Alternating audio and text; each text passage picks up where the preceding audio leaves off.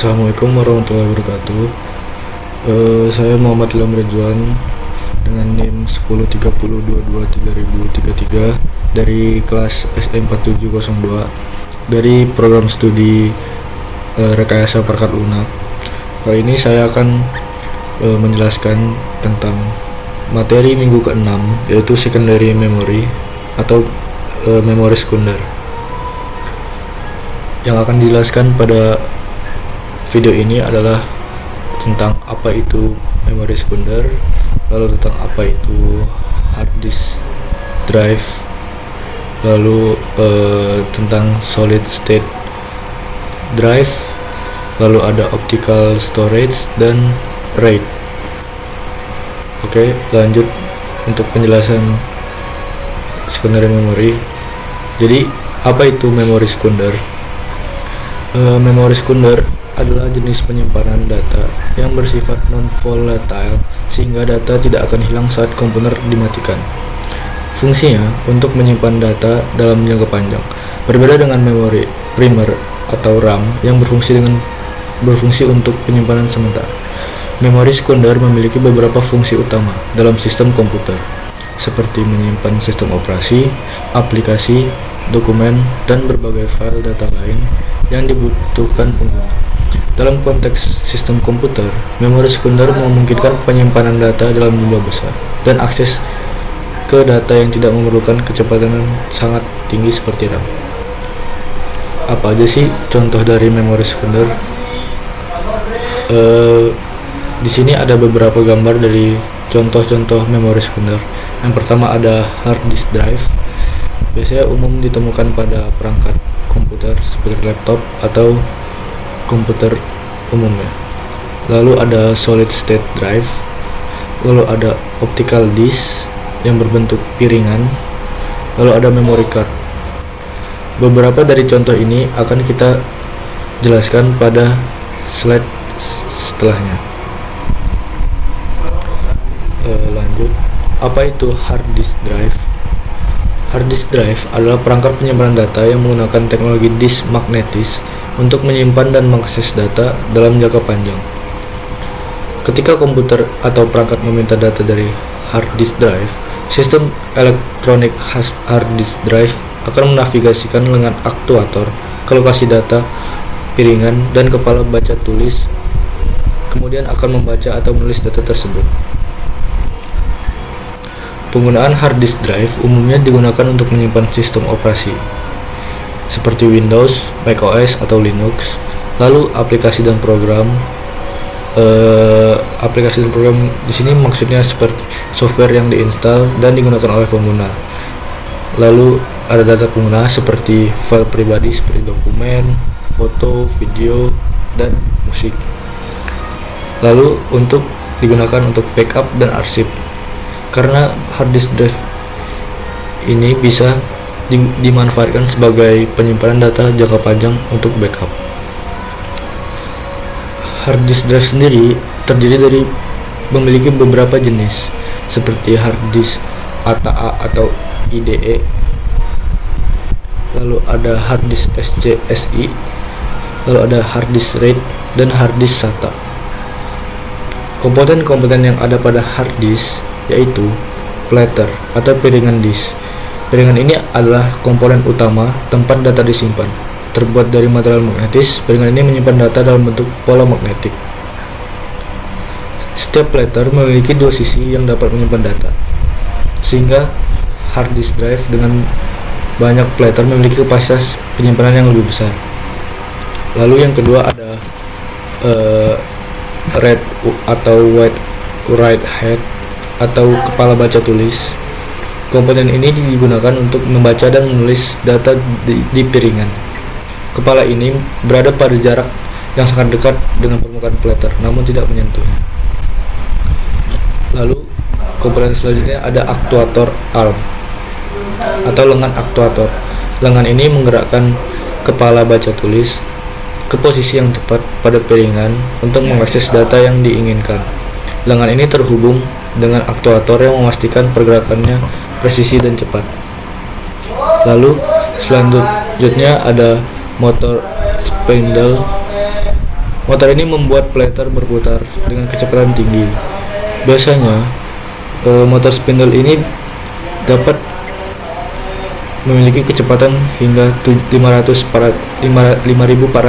rpm hingga 7200 rpm untuk hard disk drive biasa, dan bahkan bisa mencapai 15.000 rpm di beberapa hard disk kelas server.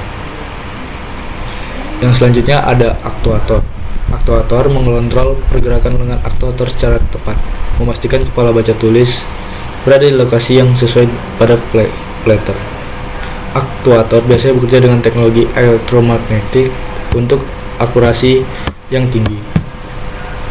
Selanjutnya ada printed circuit board. Printed circuit board atau PCB adalah papan sirkuit yang berfungsi mengatur semua instruksi yang dikirim oleh komputer ke hard disk drive, mengontrol motor spindle, aktuator, dan pemrosesan data yang masuk atau keluar kepada hard disk drive. Oke, selanjutnya saya akan menjelaskan tentang solid state drive. Apa itu solid state drive? Solid state drive adalah perangkat penyimpanan data yang menggunakan teknologi memori flash berbasis semikonduktor untuk menyimpan data secara permanen. SSD atau solid state drive menggunakan sel-sel memori flash NAND untuk menyimpan data. Tidak ada komponen yang bergerak membuat SSD lebih cepat dan lebih tahan lama dibandingkan hard disk drive. Data pada SSD disimpan dalam unit-unit yang disebut sel, yang dapat menyimpan satu atau lebih bit data. Dalam SSD ada beberapa jenis sel, antara lain yaitu yang pertama ada single level cell atau SLC. SLC ini menyimpan 1 bit data per sel, lebih cepat dan tahan lama, namun mahal. Yang kedua ada multi level cell atau MLC. MLC menyimpan 2 bit data per sel, memiliki keseimbangan antara performa, daya tahan, dan harga. Lalu yang ketiga ada triple level cell atau TLC.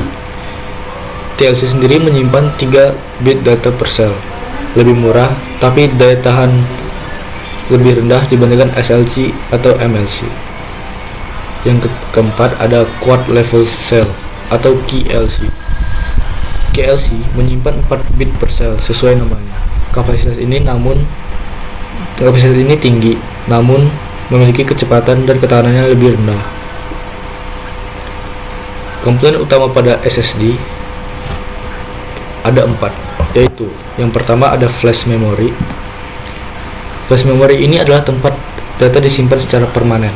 Flash memory dalam SSD adalah tipe NAND yang non-volatile, sehingga data tidak akan hilang saat perangkat dimatikan. Lalu yang kedua ada controller. Controller adalah otak dari SSD yang mengelola data antara flash memory dan perangkat host. Ia bertanggung jawab untuk pengaturan operasi baca tulis, algoritma wear leveling, dan pengelolaan cache untuk menjaga kecepatan dan ketahanan SSD. Yang ketiga ada cache. Cache atau buffer adalah memori DRAM atau cache flash pada SSD yang digunakan untuk menyimpan data sementara selama proses baca tulis. Cache mempercepat waktu akses data pada SSD. Yang keempat ada firmware. Firmware dalam SSD berisi perangkat lunak yang membantu controller mengelola data dan mendukung berbagai fitur seperti koreksi kesalahan, enkripsi, dan optimasi performa. Beberapa SSD sendiri memiliki beberapa jenis, yaitu yang pertama ada SATA SSD. SSD yang menggunakan koneksi SATA memiliki kecepatan yang lebih cepat daripada hard disk drive SATA, tetapi tetap terbatas oleh batasan bandwidth SATA. Yang kedua ada NVMe SSD. NVMe adalah protokol yang memanfaatkan koneksi PCIe atau Peripheral Component Interconnection Express untuk transfer data yang lebih cepat, dengan kecepatan bisa mencapai 3,5 GB per second atau lebih. Yang ketiga ada M.2 M.2 SSD. M.2 adalah faktor bentuk yang lebih ramping dan kompak. Umumnya digunakan pada laptop dan ultrabook. M.2 sendiri memiliki mendukung koneksi SATA atau NVMe. Yang keempat ada U.2 SSD. U.2 adalah interface yang digunakan di server atau workstation dengan kapasitas dan performa tinggi, mendukung kecepatan dan kapasitas yang lebih tinggi dibandingkan M.2. Kita lanjut untuk yang berikutnya, ada optical storage. Apa itu optical storage? Optical storage adalah teknologi penyimpanan data yang menggunakan laser untuk membaca dan menulis data pada permukaan disk optik. Media penyimpanan ini umum digunakan untuk distribusi dan penyimpanan data berkapasitas besar dan memiliki ketahanan yang cukup baik untuk penyimpanan jangka panjang.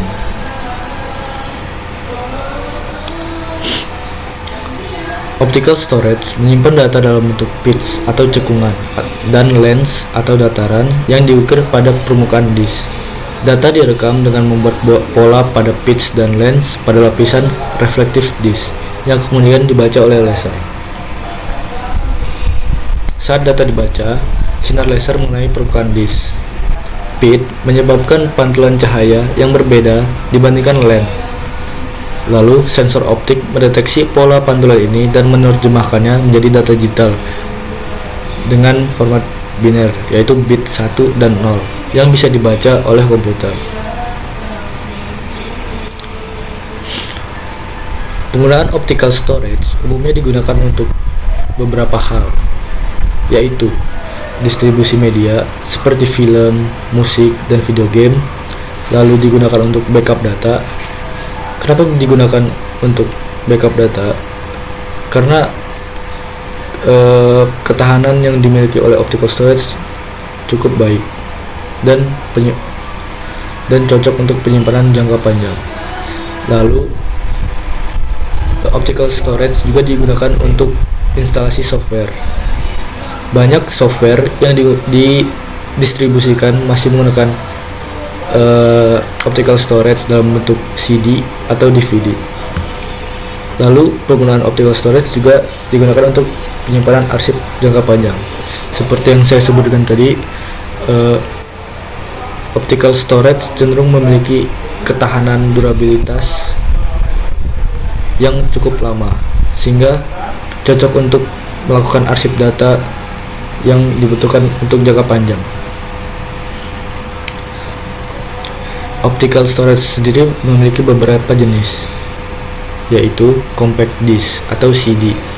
Compact disk sendiri memiliki beberapa jenis lagi, yaitu seperti CD-ROM, CD-R, dan CD-RW. CD-ROM hanya bisa dibaca dan sering digunakan untuk distribusi software, musik, dan atau dokumen. CD-R disk ini dapat direkam sekali saja. Lalu CD-RW, disk yang bisa dibaca dan ditulis berulang kali. Lalu ada digital versatile disk atau DVD. DVD memiliki sama seperti CD tadi, dia memiliki jenis DVD-ROM, DVD yang hanya bisa dibaca. Lalu ada DVD-R atau DVD plus R yang dapat direkam. Lalu ada DVD-RW atau DVD plus RW yang dapat ditulis berulang kali. Lalu ada Blu-ray disc atau BD. Blu-ray menggunakan sinar laser biru bergelombang pendek yang memungkinkan kapasitas lebih tinggi daripada DVD dan CD. Sama seperti tadi, BD-ROM hanya bisa dibaca, lalu BD-R dapat direkam sekali, lalu BD-RE dapat ditulis berulang kali. Lalu ada Ultra HD Blu-ray. Ini merupakan generasi terbaru dari Blu-ray yang mendukung resolusi 4K dan memiliki kapasitas yang lebih tinggi hingga 100 GB. Lalu lanjut untuk yang terakhir, ada RAID. Apa itu RAID? RAID adalah RAID atau Redundant Array of Independent Disks adalah teknologi penyimpanan data yang menggunakan beberapa hard disk atau solid state drive atau SSD secara bersamaan untuk meningkatkan kinerja, keandalan, dan kapasitas penyimpanan. RAID menggabungkan beberapa drive untuk berfungsi sebagai satu unit penyimpanan. Data disusun dalam beberapa cara, tergantung jenis atau level RAID yang digunakan. Setiap konfigurasi atau level pada RAID menawarkan kombinasi berbeda dari ketahanan, data, redundansi, kinerja, dan kapasitas. Pada RAID ada beberapa level. Level-level tersebut yaitu RAID 0 atau stripping. RAID 0 atau stripping membagi data ke dalam blok-blok kecil dan menyebarkannya ke beberapa drive. Penggunaannya umumnya untuk aplikasi yang memerlukan kinerja tinggi tetapi tidak memerlukan redundansi data seperti rendering video. Lalu yang kedua ada RAID 1 atau mirroring. RAID 1 atau mirroring menyimpan data yang sama di dua drive atau lebih, sehingga setiap drive berisi salinan lengkap dari data. Penggunaannya sering digunakan untuk aplikasi yang memerlukan keandalan tinggi, seperti server kritis atau database. Lalu yang ketiga ada RAID 5 atau RAID 5 atau stripping with parity. RAID 5 ini menggabungkan stripping seperti RAID 0 dengan paritas untuk redundansi. Paritas adalah data ekstra yang memungkinkan pemulihan data jika salah satu drive gagal. Penggunaannya digunakan dalam server atau workstation yang membutuhkan redundansi dan kapasitas besar. Lalu yang keempat adalah RAID 6 atau double parity. Mirip dengan RAID 5 atau RAID 5, tetapi menggunakan dua set paritas, memungkinkan pemulihan data jika dua drive mengalami kegagalan. Penggunaannya digunakan dalam aplikasi kritis yang tidak dapat mentolerasi kehilangan data seperti server besar. Lalu selanjutnya ada RAID 10 atau 1+0. Nah, RAID ini mengkombinasikan RAID 1 mirroring dan RAID 0 stripping, yaitu data disalin dengan atau mirroring dan dipecah atau stripping pada waktu yang sama. Kelebihannya memberikan performa tinggi serta keandalan tinggi ketika menggabungkan keunggulan RAID 0 dan RAID 1. Kekurangannya membutuhkan jumlah drive yang lebih banyak dan kapasitas efektifnya hanya setengah dari total drive. Penggunaannya umumnya dipakai dalam aplikasi yang membutuhkan performa tinggi dan ketahanan data seperti server database. RAID biasanya digunakan dalam beberapa hal seperti database server. Digunakan dalam database server untuk menjaga kinerja tinggi dan ketahanan data dalam beban kerja berat. Lalu digunakan pada sistem penyimpanan data perusahaan untuk backup data dan akses cepat dalam skala besar. Lalu RAID ini digunakan untuk aplikasi multimedia. RAID 0 untuk penyuntikan video dan rendering yang membutuhkan kecepatan tinggi. RAID juga digunakan pada pusat data. Menggunakan RAID untuk menyimpan data pengguna dengan aman dan efisien. Kelebihan dari RAID yaitu peningkatan kinerja, lalu redundansi data, dan penyimpanan terukur. RAID terutama RAID 0 dan RAID 10 meningkatkan kecepatan baca tulis karena data dibagi antara beberapa drive. Pada level RAID tertentu seperti RAID 1, RAID 5, dan RAID 6 memiliki ketahanan data dengan menyalin data atau menggunakan paritas. Lalu beberapa level RAID memungkinkan penambahan data untuk meningkatkan kapasitas penyimpanan tanpa perlu mengganti perangkat yang sudah ada. Lalu kekurangan dari RAID yaitu biaya yang lebih tinggi, penggunaan kapasitas tidak optimal, dan resiko kegagalan yang lebih tinggi pada RAID 0. RAID membutuhkan beberapa drive yang bisa menjadi mahal tergantung level RAID dan kapasitas drive yang digunakan. beberapa level RAID mengurangi kapasitas penyimpanan efektif karena ada redundasi atau paritas. Lalu, RAID 0 tidak memberikan redundasi, sehingga jika salah satu drive gagal, data akan seluruhnya hilang. Oke, mungkin sekian dari penjelasan presentasi tentang materi perkuliahan minggu ke-6, yaitu tentang memori sekunder. Video ini digunakan untuk tugas pengganti absensi dan tugas pada minggu ke-6 karena dilaksanakan secara daring. Oke, sekian, terima kasih dari saya. Assalamualaikum warahmatullahi wabarakatuh.